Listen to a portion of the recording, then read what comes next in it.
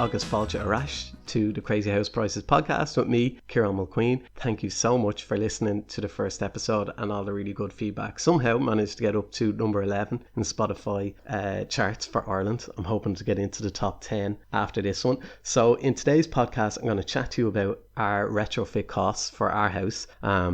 Give you some figures because I know you're all really interested in that, and then towards the end then I will give you my thoughts on this new first home shared equity scheme thing, because a lot of you have been asking me on my thoughts on that, and I won't bore you any further, so let's get straight into it.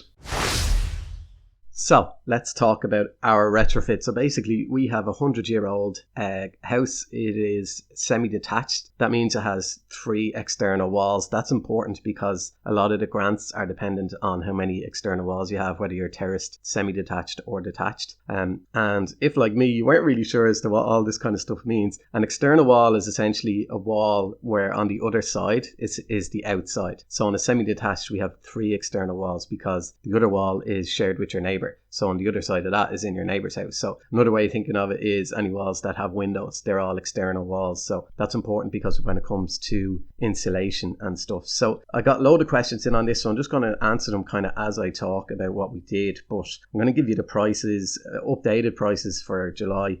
In terms of what everything costs and what the grants are, because these things kind of change quite a lot. The grants have recently changed, as obviously prices have changed as well. They're going up. I'll talk about a few issues with the retrofit scheme with the SEAI and basically how we paid for it all. So it took us, I started ripping out the house around October, and we should hopefully be moving in next Friday. So it took us a fairly long time. That wasn't because of the retrofit company, that was just because we were kind of project managing a lot of it ourselves, and these things take time and we didn't have a whole lot of money to just pay for everything up front. So it took quite a while really, but I think how long it takes will depend on how much money you have essentially. So a few talking points on this is going to be the price of everything and can you do it DIY. So basically you can't DIY this if you're looking to get SEAI grants, because you have to use an SEAI registered tradesperson, so you can't DIY it. That's not to say that if you were fairly handy you couldn't do it yourself for cheaper anyway, but you just won't be able to get the grants because it has to be done by somebody who's registered with the SEAI. Now, to be fair, for the work we did, I wouldn't be confident doing a lot of it myself. Or any of it. Maybe the attic you might be able to do yourself, but if you're a lot handier than me you might be able to do some of the insulation. But I would advise against it, to be honest, unless you're fairly handy.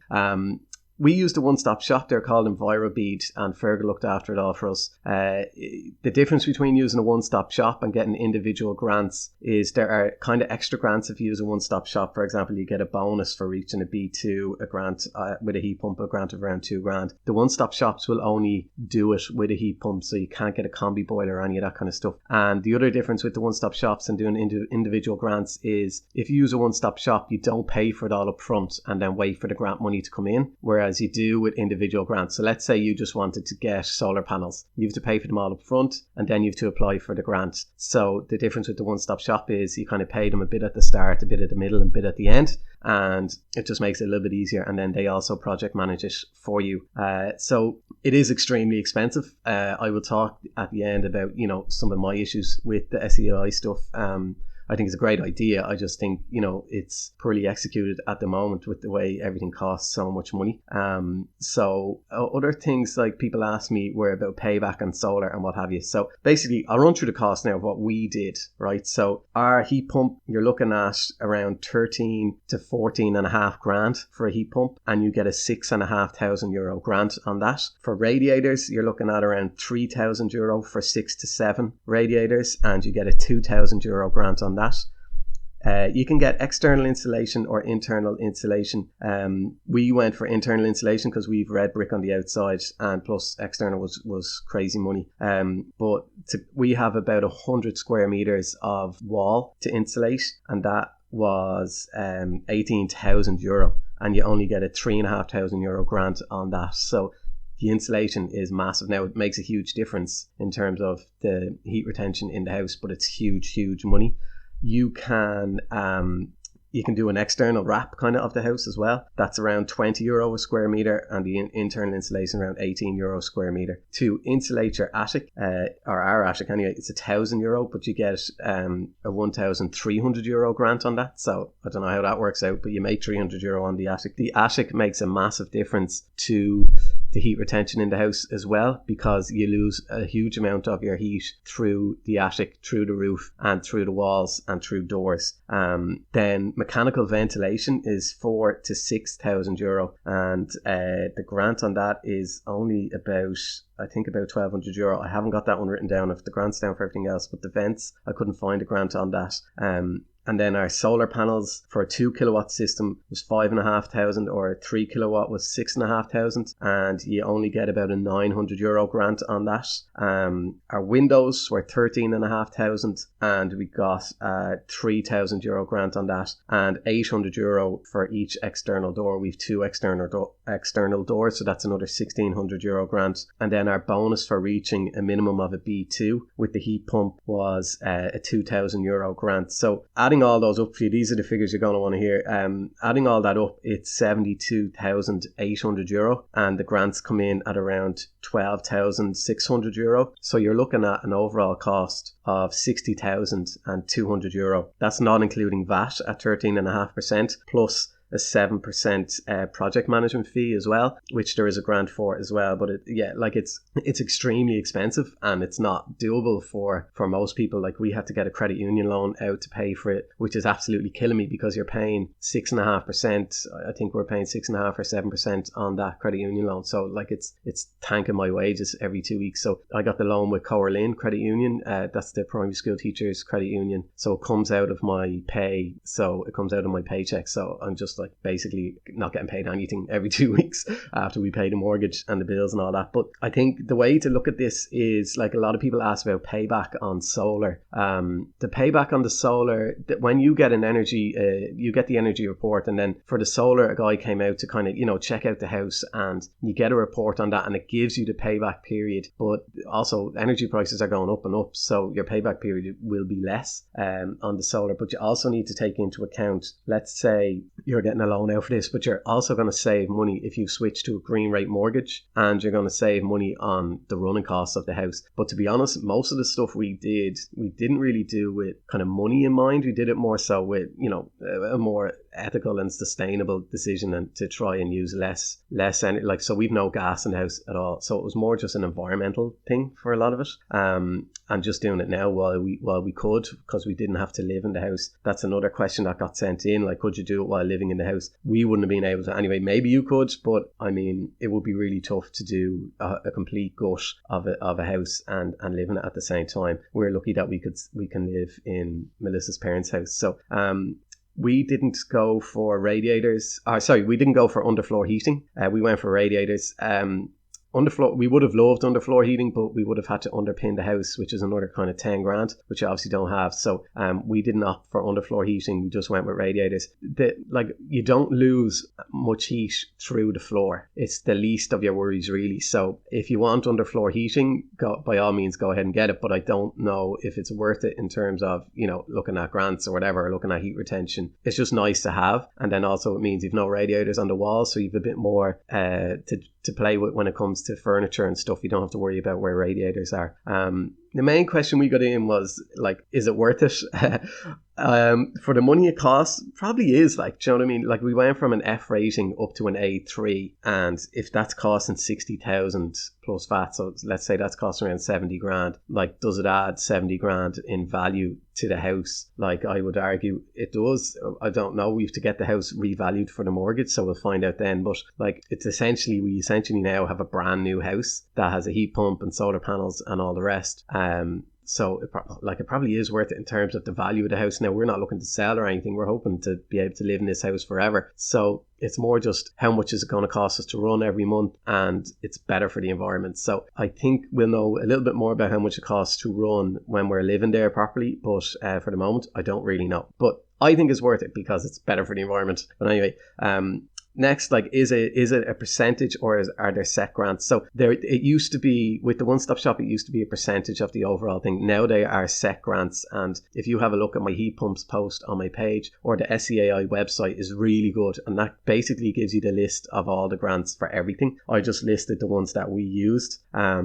Next question in was, did we go over budget? We actually didn't. In fact, we ended up paying less than the original quote, because in the original quote we were quoted for pumping the cavities. So basically some houses are built with these cavity blocks with a little space in between them, and when they say pumping them, it's essentially this little thing that you drill a hole in and you pump, and they pump in styrofoam in between the blocks, and that acts as like an insulation barrier. It's quite cheap to get done. I think it's only a few grand, and it makes a big difference. So we didn't know that was already done in the house. So when we got our assessment, we weren't sure. But then I was kind of looking at the walls, and you can see where the holes were. And then once we started tearing down the back wall, we could see all of the beads coming out. So I was like, oh wait, this is already pumped. So we saved a few quid on that, and we saved money on the ventilation. So because our house is so small, it's only 90 square meters. So because we saved, because it's so small, we didn't need the heat recovery system or demand controlled ventilator or whatever it is. There's an expensive one. We only had to get a cheap one. So basically we just have fancier vents than most houses have. They have a little moisture strip, and depending on how much heat is in the air, they open and close and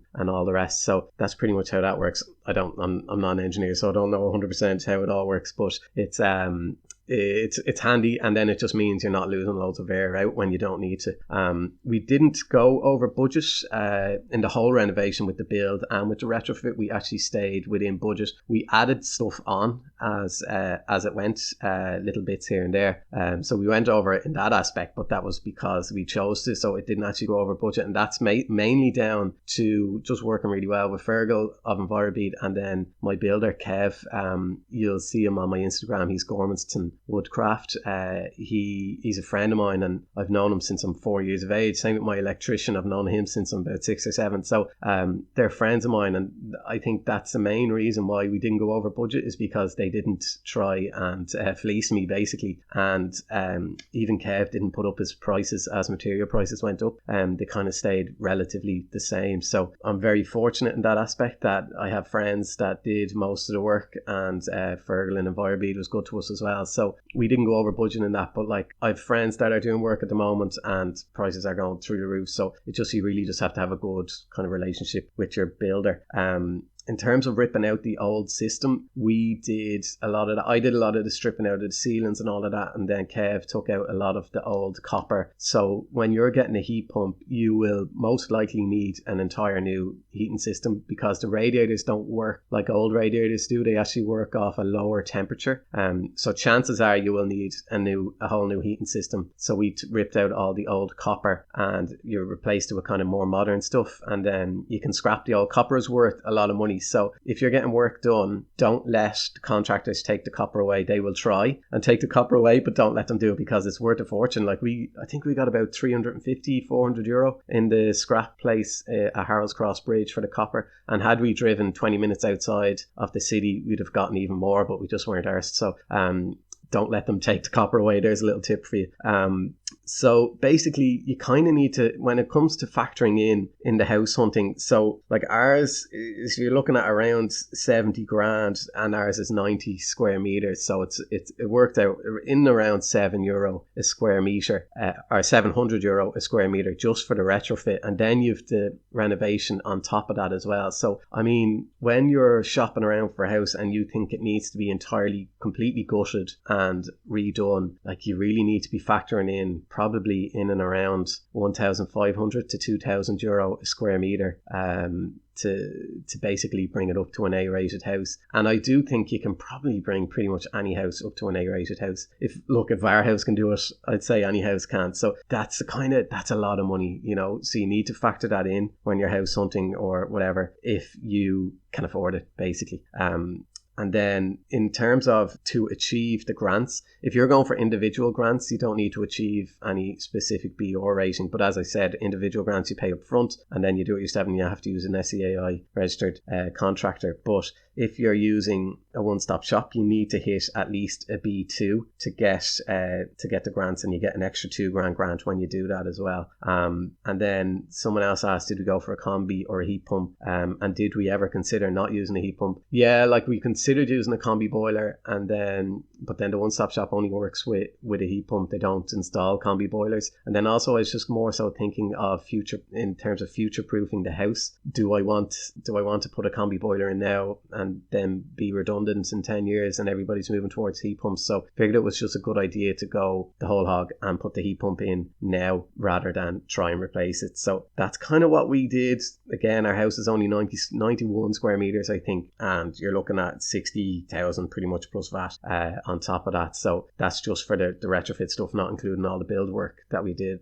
So it's a huge amount of money. In terms of DIY, so let's say you just want to increase the energy rating of your house, you probably could DIY some things. Like the attic, I think most people will be able to handle that. So basically put in 300 mil of insulation. So I've never done it before, but I watched when the lads did it, and you fill in between the rafters with one layer of 150 mil going the way of the rafters, and then you put another layer on top of that perpendicular to it of 150 mil, so it ends up being 300 mil. There's a bit of cutting involved. It's messy. It's warm up there. It's hot. It's hard work. It is doable. It's not massively it's not a huge job, and depending how big your attic is, you probably could do it yourself. Another thing, if you're fairly handy, you might be able to do would be the internal wall insulation. You could probably, so we used, I think it was 65 mil board.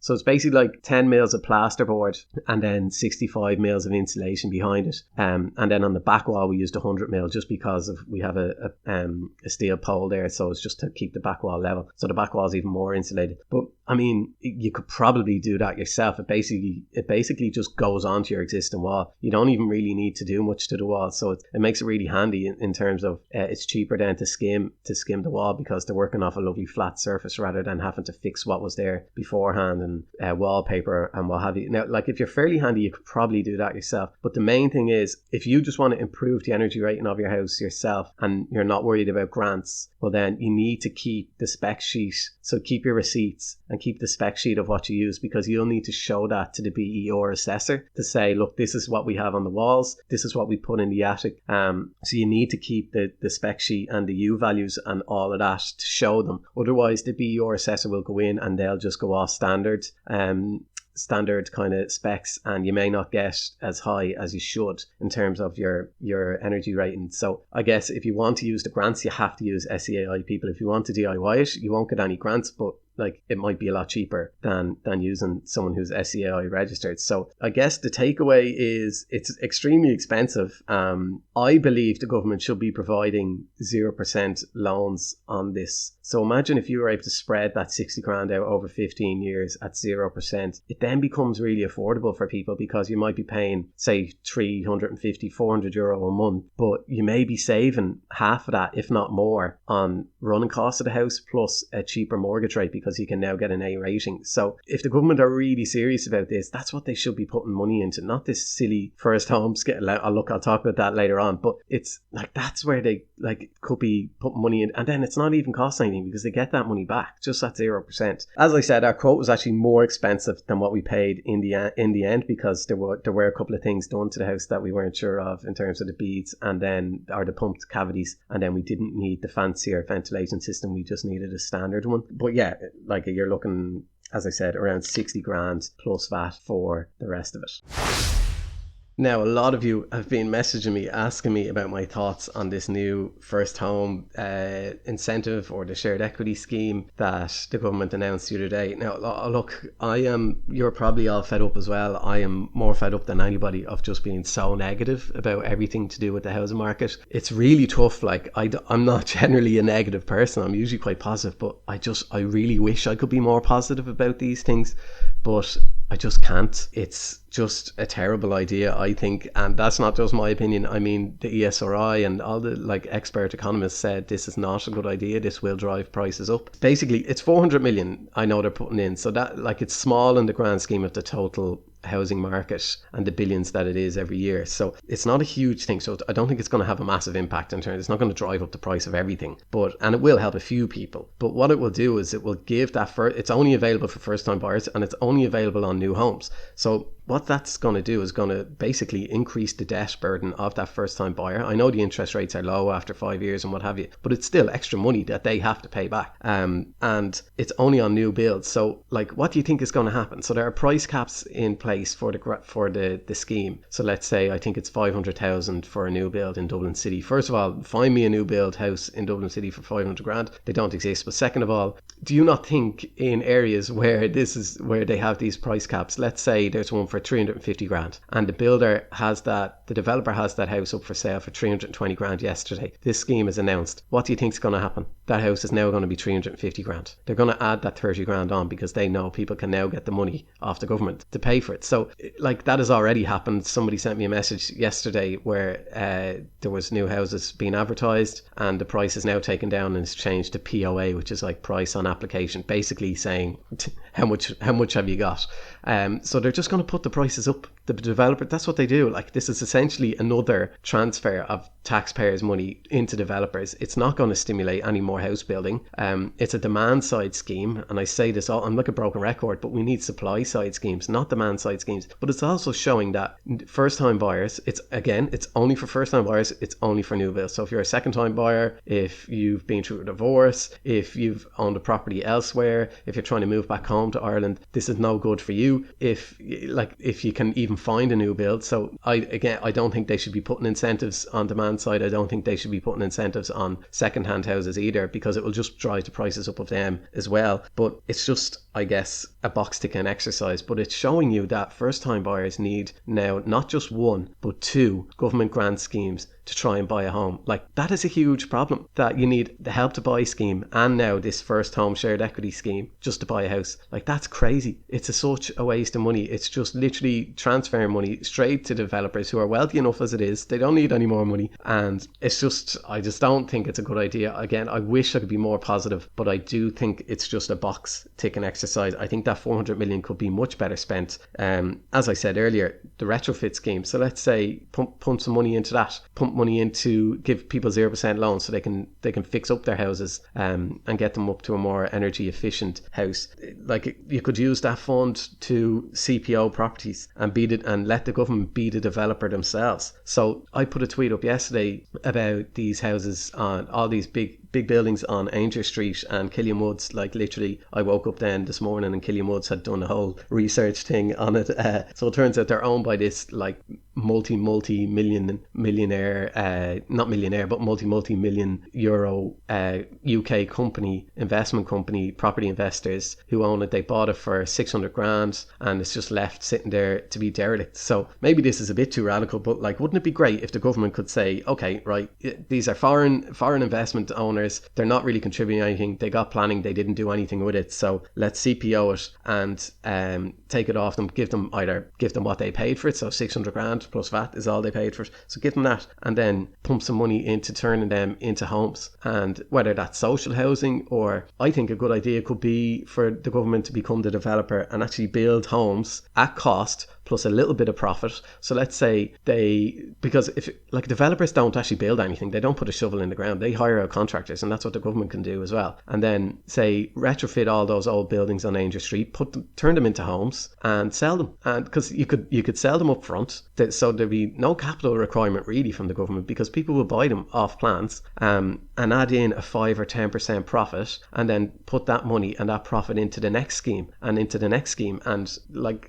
I don't know, maybe that's too simple, maybe it's too radical. To me, it makes a massive amount of sense, because people are desperate for homes. People will buy homes off plans, especially if they know they're government built. Like, there's a reason why all the ex-council houses are some of the most in demand in Dublin, because they're really well built. Even though some of them are 150, 70 years old, they're really well built. They're made of bricks rather than plasterboard and wood, and like that's why the value has gone up on them so much, because they're well built. People, like, you know, you can they have a good opinion of council built homes. Like, they're usually really well built. So I don't understand why the government can't do that. Maybe it's a bit too simple or whatever. I don't know. But anyway, they are my thoughts on the first home scheme or shared equity scheme or whatever it's called.